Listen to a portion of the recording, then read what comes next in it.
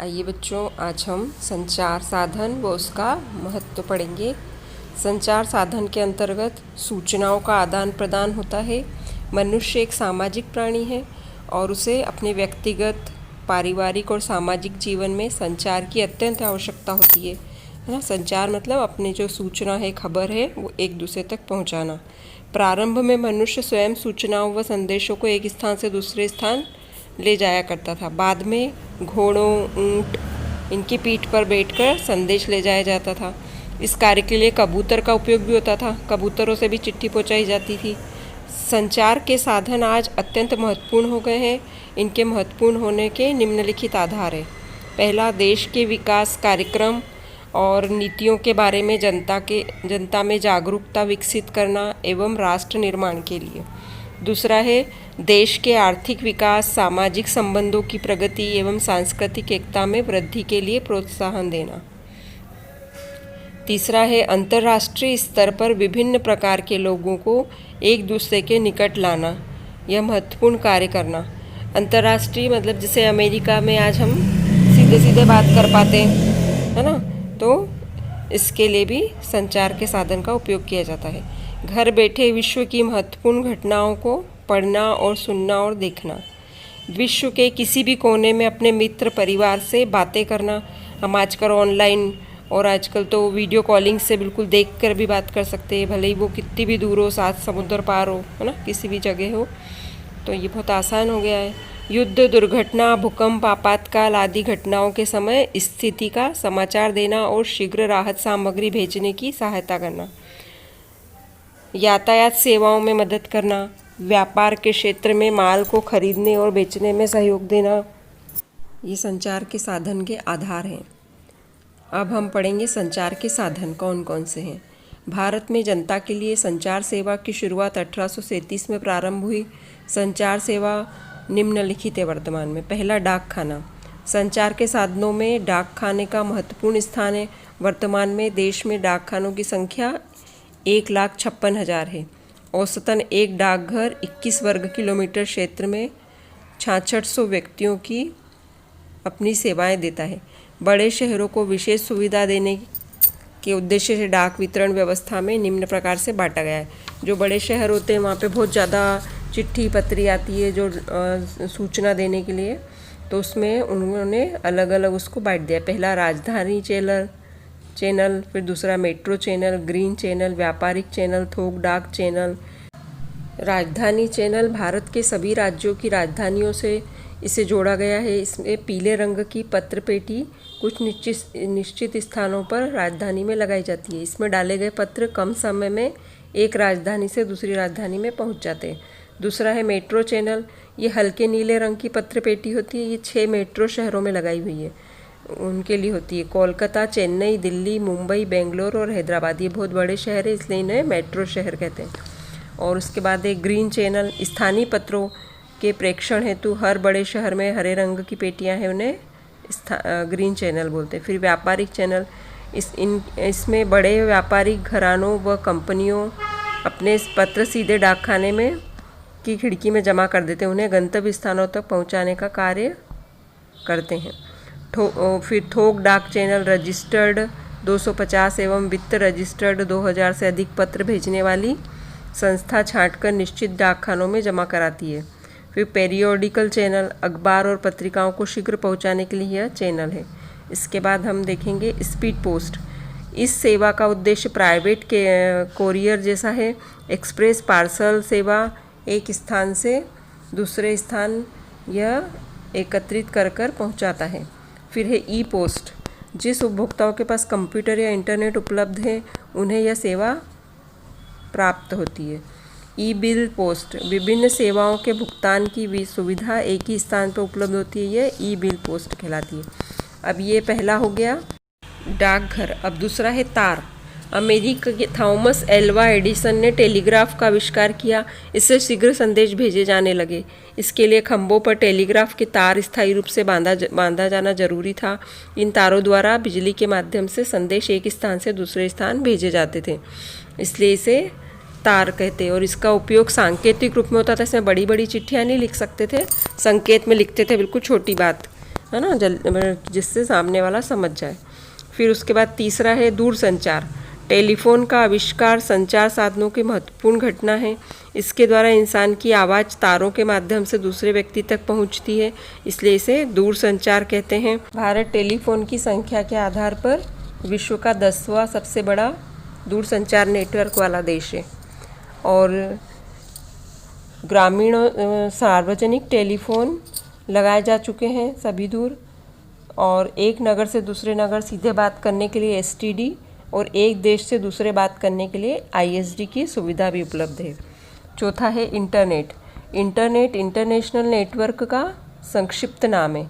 जो इंटरनेशनल मतलब अंतर्राष्ट्रीय है ना, एक राष्ट्र से दूसरे राष्ट्र तक भी इसकी सुविधा उपलब्ध होती है। इस सेवा में कोई भी व्यक्ति घर बैठे कंप्यूटर और मोबाइल फ़ोन के माध्यम से देश विदेश की प्रत्येक घटना को देख सकता है और उनसे संपर्क भी कर सकता है।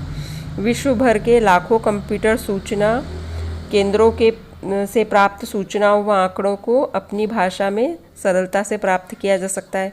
इस सुविधा से क्षेत्र में भारत विश्व का चौथे स्थान पर है ना। और देश में कुल जनसंख्या 4.5% लोग तक इंटरनेट पहुंच चुका है। अब हर व्यक्ति के पास इंटरनेट है। ये जब किताब में जो बताया इससे भी ज़्यादा परसेंटेज अब हो गया है इंटरनेट का। हर व्यक्ति के पास आजकल नेट मोबाइल, और अभी लॉकडाउन ने तो बच्चों को भी सबको मोबाइल दिलवा दिया है ना। फिर है पांचवा मोबाइल फ़ोन व सेल्यूलर फ़ोन। यह एक बेतार का तार वाला फ़ोन है। मोबाइल मतलब बिना तार वाला फ़ोन है ना, ये घूम सकता है इधर उधर बिना तार वार के, तो इसे सेल्यूलर या मोबाइल फ़ोन कहते हैं। इस फ़ोन को आप कहीं भी जेब में रख कर ले जा सकते हैं और बात कर सकते हैं। 2006 तक देश में इस सेवा का उपयोग करने वाले लोगों की संख्या 3.1 करोड़ थी। अब तो डबल से भी ज़्यादा हो गई होगी। फिर छठा है फैक्स। फैक्स एक प्रकार से लिखित संदेश प्राप्त करने या भेजने का साधन है। इसके लिए एक मशीन की आवश्यकता होती है जिसे फैक्स मशीन कहते हैं। इस मशीन को टेलीफोन नंबर से जोड़ा जाता है और संदेश लगा देते हैं। यह मशीन उस संदेश को कागज़ पर छाप देती है और साथ ही भेजने वाले का टेलीफोन नंबर पता भी लिख देती है, और ये दूसरी जगह जहाँ भेजना हो वहाँ पहुँच जाता है। फिर वहाँ की मशीन पे आवाज़ आती है जो भी मोबाइल पे होगी, और फिर उससे फैक्स आता है, उसे निकाल लेते तो वो सीधे सीधे लेटर मिल जाता है एक जगह से दूसरी जगह। सातवां है ईमेल। वर्तमान युग कंप्यूटर का युग है। संदेशवाहन में भी कंप्यूटर एक महत्वपूर्ण साधन है। कंप्यूटर को इंटरनेट से जोड़ा जाता है, फिर उस संदेश को टाइप किया जाता है। यह संदेश उस कंप्यूटर पर पढ़ा जा सकता है जहाँ पर वह भेजा गया है, और आजकल हम मोबाइल से भी ईमेल भेज सकते हैं। आठवां है रेडियो। रेडियो एक महत्वपूर्ण संचार माध्यम है।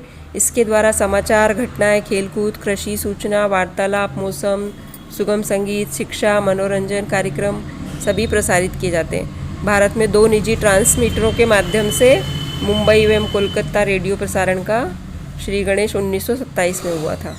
सन 1930 में दोनों ट्रांसमीटरों को एकत्रित कर भारतीय प्रसारण सेवा का गठन कर दिया गया, और आज हम ऑल इंडिया रेडियो जो सुनते हैं वह इसी का बदला हुआ नाम है। सन 1957 में आकाशवाणी कहा जाने लगा। देश में आकाशवाणी के 208 केंद्र हैं और 327 ट्रांसमीटर हैं। ये याद रखना, हमारे देश में आकाशवाणी के 208 केंद्र हैं, और रेडियो पर कार्यक्रम सुनने वाली जनता कम से कम 98.8% है। अब निजी क्षेत्र में भी इसका प्रसारण शुरू हो गया है। नवा है दूरदर्शन। भारत में टेलीविज़न सेवा का नियमित प्रसारण 1965 से प्रारंभ हुआ।